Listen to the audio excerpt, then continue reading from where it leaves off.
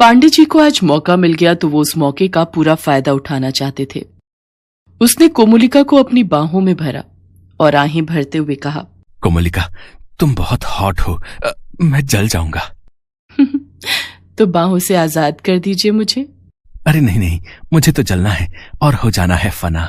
ये कहकर पांडे कोमोलिका को अपने और नजदीक लाया, लेकिन तभी एक बिल्ली वहां पर आ गई और पांडे जी पर कूद गई। पांडे जोर से चीख कर उठ बैठा और जब आसपास देखा तो उसे एहसास हुआ कि वहां तो कोई नहीं है और वो सारी चीजें सपने में देख रहा था। वाह, कितना खूबसूरत सपना था ये, लेकिन अफसोस टूट गया। कोमोलिका 5 फुट 4 इंच कद है उसका।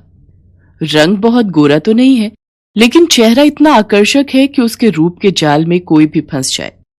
हाई हील की सैंडल, होठों पर कभी गहरे लाल रंग की लिपस्टिक तो कभी पर्पल कलर की लिपस्टिक वो लगाती। उसकी ड्रेसिंग सेंस की तो क्या ही कहें, कभी शॉर्ट तो कभी लॉन्ग स्कर्ट वो पहनती। खटखट खटखट करती हुई उसकी सैंडल और ऑफिस में एंटर होने के साथ उसकी खुशबू से सारा ऑफिस महक जाता और ना चाहते हुए भी सब लोग उसे घूर घूर कर देखते। लगता है कोमोलिका आ गई। हाँ यार, उसके आते ही ऑफिस भी एकदम एकदम जवान सा हो जाता है भाई। है कुछ लोग इतने हसीन क्यों होते हैं भाई कि उन्हें देखते ही लगता है कि काम धाम सब छोड़कर बस उसे ही निहारा करें। अबे, सिर्फ निहारा करेगा तो बॉस तुम्हें काम से निकाल देगा। चल अब फाइल बना, आज प्रेजेंटेशन है। यार प्रेजेंटेशन की टेंशन बाद में यार, अभी तो जरा रूप का रस पी लूं। कोमोलिका अभय कंस्ट्रक्शन के मालिक अभय सिंघानिया की पर्सनल सेक्रेटरी है। सुंदरता की मूर्ति है वो। रूप में तो उसे कोई भी 100 में 100 नंबर दे दे, लेकिन एक चीज में उसके नंबर 0 से भी कम है। वो बहुत आलसी है। आलस उसके अंदर कूट कूट कर भरा है। उससे कोई काम होता ही नहीं है। काम के नाम से ही उसका सिर भारी हो जाता है। बॉस, क्या ये फाइल आज शाम तक ही तैयार करनी है? हाँ कोमोलिका, इट्स वेरी अर्जेंट। लो, गई भैंस पानी में। शाम तक फाइल तो ऐसे कह रहे हैं जैसे कि मैं कोई रोबोट हूं कि बटन दबाए और काम चालू। ये बॉस लोग भी ना बड़े निर्दयी होते हैं। तुमने कुछ कहा कोमोलिका? मैंने नहीं तो सर। तो ठीक है, अब तुम जाओ और फाइल पर लग जाओ। कोमोलिका आलसी तो थी, लेकिन वो अपने लटके झटकों से ऑफिस के लोगों से अपना सारा काम निकलवा लेती है और आज भी वो यही करने वाली थी। ओहो, ये फाइल तो तैयार ही नहीं हुई। बॉस तो बहुत गुस्सा होंगे। क्या करूं मैं? तभी उसकी नजर पांडे जी पर जाती है और उनकी ओर देखते ही उसके चेहरे पर एक शैतानी मुस्कान आ जाती है। उसे पता था कि पांडे जी मन ही मन उसे चाहते हैं। पांडे जी, हाँ, अब ये करेंगे मेरी फाइल तैयार। ये सोचकर वो ऑफिस में काम करने वाले पांडे जी के डेस्क की ओर बढ़ गई और काले रंग की टॉप और शॉर्ट स्कर्ट पहने जैसे ही कोमोलिका ने पांडे जी के हाथ को अपने हाथों में थामा तो उनके दिल की धड़कन धक धक धड़कने लगी और वो कांपने लगे। अरे क्या हुआ पांडे जी, इस तरह क्यों कांपने लगे? नहीं, कांप तो नहीं रहा। वो आप कभी इतने पास आई नहीं ना, इसलिए थोड़ा सा अनकंफर्टेबल लग रहा है। कितना अनकंफर्टेबल? क्या कहूं मैं? कहिए ना। वैसे यहाँ कहने में झिझक हो रही है तो ऑफिस के बाद रेस्टोरेंट चलें? रेस्टोरेंट? हाँ। पांडे जी ने जैसे ही रेस्टोरेंट जाने की हामी भरी, कोमोलिका ने अपना दूसरा पासा फेंका। ओह पांडे जी, मैं तो भूल ही गई। बॉस ने मुझे ये फाइल शाम तक खत्म करने को कहा है। अब ये इतनी जल्दी खत्म तो होगा नहीं, रात हो जाएगी लगता है। तो फिर मैं कैसे चलूं आपके साथ रेस्टोरेंट? कौन सी फाइल है ये? पांडे जी, ये तो सूर्या मॉल की है। अरे इसका काम तो मैं भी देख रहा हूँ। आप एक काम करो, ये मुझे दे दो, शाम तक मैं ये पूरा कर दूंगा। सच में? पांडे जी, आप बहुत स्वीट हो। ये कहकर कोमोलिका ने प्यार से पांडे जी के गालों को खींचा। पांडे जी कोमोलिका की फाइल पर काम करने लगे और कोमोलिका अपनी सीट पर बैठकर अपने नाखूनों पर नेल पॉलिश लगाने लगी।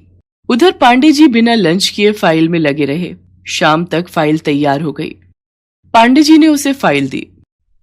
ये लीजिए, आपकी फाइल तैयार हो गई। अरे वाह, इतनी जल्दी! आप सच में डायमंड है, डायमंड।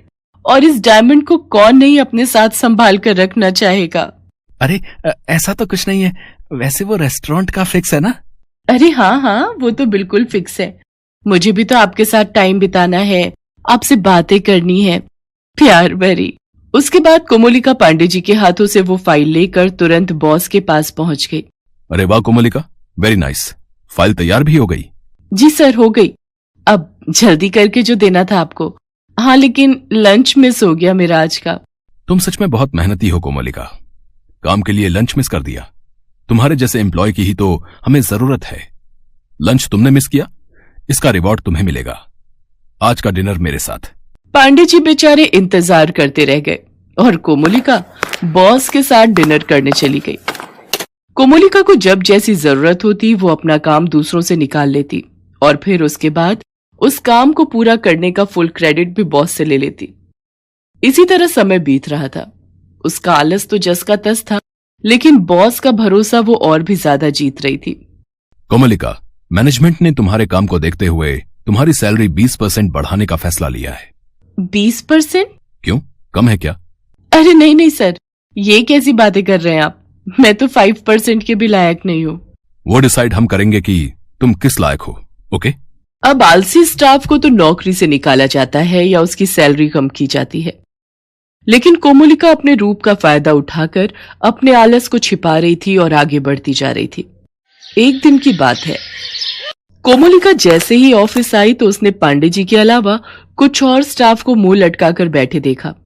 अरे क्या हो गया पांडे जी, आप लोगों के चेहरे पर ये 12 क्यों बजे हुए हैं? बॉस ने हम चारों को नौकरी से निकाल दिया है। नौकरी से निकाल दिया? लेकिन क्यों? उनका मानना है कि हम लोग अपना काम सही से नहीं कर रहे हैं और हम लोग आलसी हैं। ये वही स्टाफ थे जो कोमोलिका का काम किया करते थे और उसी के चक्कर में इनके अपने काम में देरी हो जाया करती थी। अब बॉस को तो असल बात पता थी नहीं। सभी की नौकरी चली गई। कोमोलिका उनके जाने से मन ही मन दुखी थी और खुद को जिम्मेदार भी मानती थी। सच बताती तो उसकी नौकरी चली जाती। बहरहाल उनका नौकरी से जाना कोमोलिका के लिए मुसीबत साबित होने लगा। अब वो काम तो कभी करती नहीं थी, क्योंकि उसे पता था कि उसका काम कोई ना कोई तो कर ही देगा। लेकिन अब मैं क्या करूं, मेरा दिमाग ही नहीं चल रहा है। 2 घंटे में ये फाइल बॉस ने मांगी है, अब मैं किससे करवाऊं ये काम। अब उसने कभी काम किया होता तो न होता, वो काम हुआ नहीं। और फिर कोमोलिका, ये क्या है? तुमने ये फाइल अभी तक पूरी नहीं की? तुम्हें पता है ना कि ये कितना अर्जेंट है। सर वो क्या कर रही हो? हमारी बहुत बड़ी डील रुक जाएगी इसके चलते। आज चाहे तुम्हें नाइट में रुकना ही क्यों ना पड़े, इस फाइल को कंप्लीट करके घर जाना। कोमोलिका ने पहली बार पूरी रात ऑफिस में बैठकर काम किया, लेकिन फिर भी काम पूरा नहीं हुआ। अगले दिन बॉस ने फिर से उसे झाड़ लगा दी। उसके बाद तो ये सिलसिला चल निकला। हर दिन किसी न किसी बात के लिए कोमोलिका को बॉस से डांट सुननी पड़ती। 1 महीने बाद की बात है। उस दिन कोमोलिका जैसे ही ऑफिस आई तो ऑफिस के चपरासी ने उसे तुरंत बॉस के केबिन में जाने को कहा। लगता है आज मेरी नौकरी गई। हे भगवान जी बचा लीजिए, ये नौकरी गई तो बड़ी मुसीबत हो जाएगी। डरते डरते वो बॉस के केबिन में गई। बॉस का चेहरा उदास और लटका हुआ था। सब खत्म हो गया, सब खत्म।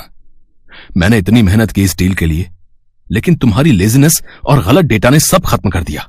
ये कॉन्ट्रैक्ट हमें नहीं मिला कोमोलिका, नहीं मिला। आई एम सॉरी, लेकिन अब मैं तुम्हें इस कंपनी में कंटिन्यू नहीं कर पाऊंगा। You are fired. बॉस की इस बात को सुनकर कोमोलिका के दिल की धड़कन तेज हो गई।